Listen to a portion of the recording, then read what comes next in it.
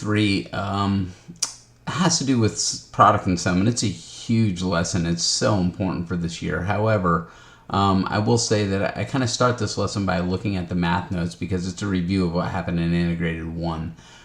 Making sure that we really understand the difference between a line and an exponential curve. And it seems like a lot of times over the summer, kids seem to have kind of forgotten the difference between the two or how they look. So really just kind of reading through the exponential equations, hopefully we recall that it's in the equation y equals a times b to the x, right? That f of x equals a times b to the x. And what we do is we get a curve shape.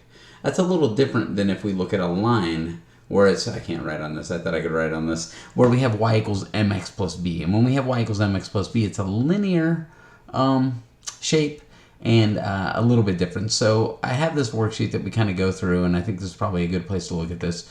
This is going to be a line, and it starts with some lines, and then it's going to go to some curves. So if we get an equation that looks like this, the first couple things that we should notice is that it is in standard form, and we're not typically spend a lot of time in standard form in the CPM book. So I'm going to go ahead and solve this thing to get the y by itself and put it in graphing form or point slope form, which is, I think, a form that we're all a little bit more comfortable with. So I'll subtract 4x from both sides, and then I'll divide both sides by 5.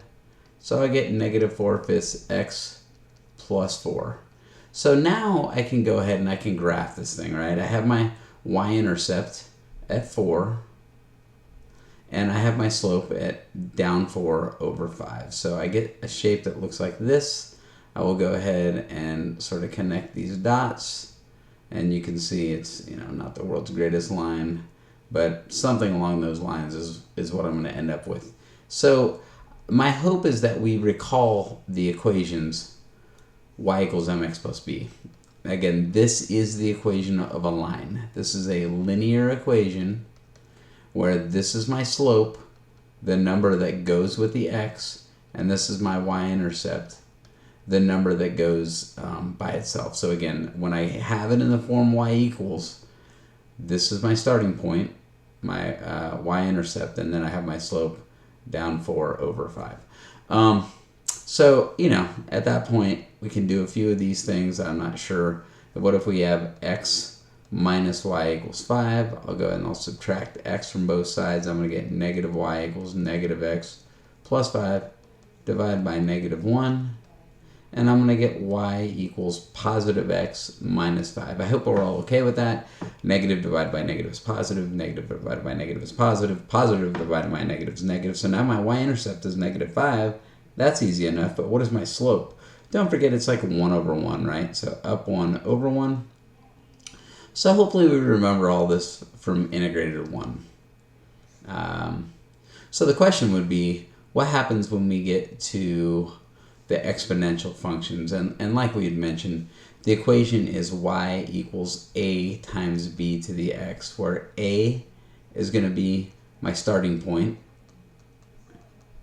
and b is going to be my multiplier. So when I go to graph these things, like right here, my starting point is 4, and that just means my multiplier is 2. So if I were to make a table that looks something like this, my first term, right? If I, my 0th term, I should say. If I plug 0 in here, anything to the 0 power is 1. 2 to the 0 power is 1. Remember, you have to do exponents first, order of operation. 4 times 1 is 4. So if I plug a 1 in here, 2 to the first power is 2 times 4 is 8. If I plug a 2 in here, 2 to the second power is 4 times 4 is 16. So you can see what happens is I get 1 8, I get 2 16. So I'm getting this curved shape. Well, what if I go backwards? What if I plug a negative 1 in? Well, first of all, a couple things should jump out at us. In this direction, we're multiplying by 2, and in this direction, we're obviously dividing by 2. So that right there should tell us 4 divided by 2 is 2. And if I go to negative 2, 2 divided by 2 is 1, etc. That's hopefully something that we feel pretty comfortable with. However, what if we don't see that? Well, what if I'm going to go to this equation, y equals 4 times 2, and I plug a negative 1 in? I hope you guys all recall another thing that we learned in integrated 1 was negative exponents. 2 to the negative 1 is the same as 1/2, right? 2 to the negative second is 1 over 2 squared. Hopefully you remember that. So it's going to move across the fraction and turn positive, so I get 2. If I have y equals, again, 4 times 2 to the negative second, that's going to be the same as y equals 4 times, that's going to be 1 over 2 squared. 1 over 2 squared is 4. 4 times 4, 4 times a quarter is 1. So there we go. I have negative 1, 2, negative 2, 1. Hopefully we see negative 3 would just be 1/2, right? So we kind of get this curved shape with an asymptote. So I hope that you guys all recall this shape from integrated 1. What if we go to something that looks a little bit different, where it starts, let's start with this one. So I start at 4. Again, if I make my xy table, I know when I plug 0 in, anything to the 0 power is 1. 4 times 1 is 4. But what happens if I keep going in this direction? I'm just going to multiply by 1/2. 4 times 1/2, 2 times 1/2, 1 times 1/2. I don't know what I said. 4 times 1/2, 2 times 1/2, 1 times 1/2. And obviously I'm multiplying by 1/2 in this direction. So I'm multiplying by 2 in this direction. So negative 1 would be 8. Negative 2 would be 16. So I can go ahead and plot those points. And it's going to look something like this. So my hope again is that you guys do recall this, or at least this rings a bell to what we did in integrated 1, where we get these curves. And again, the trick would be this: if you multiply by a number bigger than 1, if this multiplier is bigger than 1, you're going to get a curve that goes up. If your multiplier is exactly 1, you'll get a flat line.